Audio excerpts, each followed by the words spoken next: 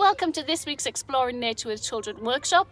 I'm inside a tree here, but I'm not going to stay here for long because I've got some crafts to show you, a quiz to do, and also lots of fun facts all about evergreens. Are you ready? Let's do this. When you see the trees turning brown and orange and their leaves dropping off, you're looking at deciduous trees, trees that lose their leaves on a yearly cycle. Evergreen trees tend to keep their leaves for a lot longer. Their leaves are normally thicker and waxier, sometimes like needle-shaped. They come in all sorts of shapes and sizes. You've probably got some in your kitchen right now. If you've got any rosemary, that's an evergreen tree. Olives are from an evergreen tree. And aloe vera is a very useful evergreen tree. This tree is quite strange. It's a dragon bloods tree, and can you tell why it's got that name? So we've talked about what evergreen means in terms of plants and trees, but did you know that you can use the word in different ways too? Sometimes we talk about media like stories or videos or ideas people have made and say that they're evergreen, that they can last forever. Skills can be evergreen too. You might learn a skill now that will last you for the rest of your life. So here's the big question. Do you have any evergreen skills? Do you have any skills that are going to be useful now and in the future? Pause the video and have a chat.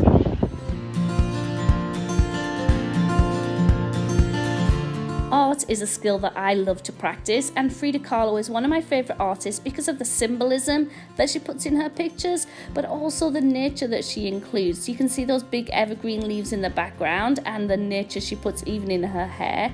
So I used her picture to kind of inspire me to do my own. I used found materials, so lots of papers and magazines that I had and found lying around the house, and I put a large picture of my daughter in the middle. You could draw a picture as well, it doesn't have to be a photo.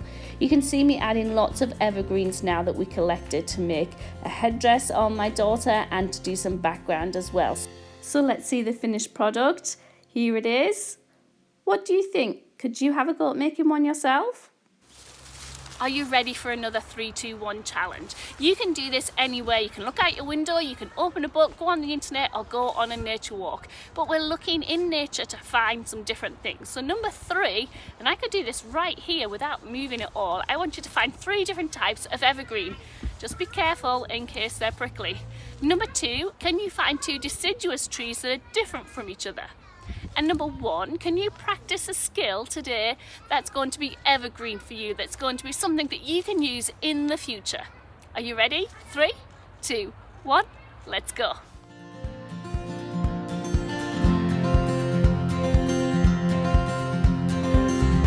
Okay, let's test your knowledge now. I want you to choose one side of your room to be deciduous and one side to be evergreen, or you can just choose one hand to be one and the other hand to be the other.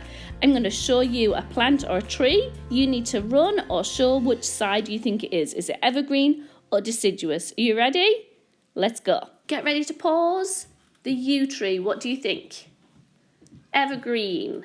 Next we've got chestnuts. It's deciduous. Let's try eucalyptus now. What do you think? Evergreen. We've got hornbeam. Evergreen again. And last, we've got the oak. It looks quite easy. Oak can be both. You might have seen pictures of Greek Olympians wearing laurel wreaths in their hair. In lots of different places throughout history, people have used wreaths of evergreen in their hair to show how clever they are, to show what competitions they've won or how powerful they are. So we decided to make some of our own. We chose ivy from places where there was lots, so when we took our samples, there was still lots of ivy left behind. We twisted and turned and wove them together to make the right shapes. You've just kind of got to try it out and see what happens. And we added some extra bits for decoration too.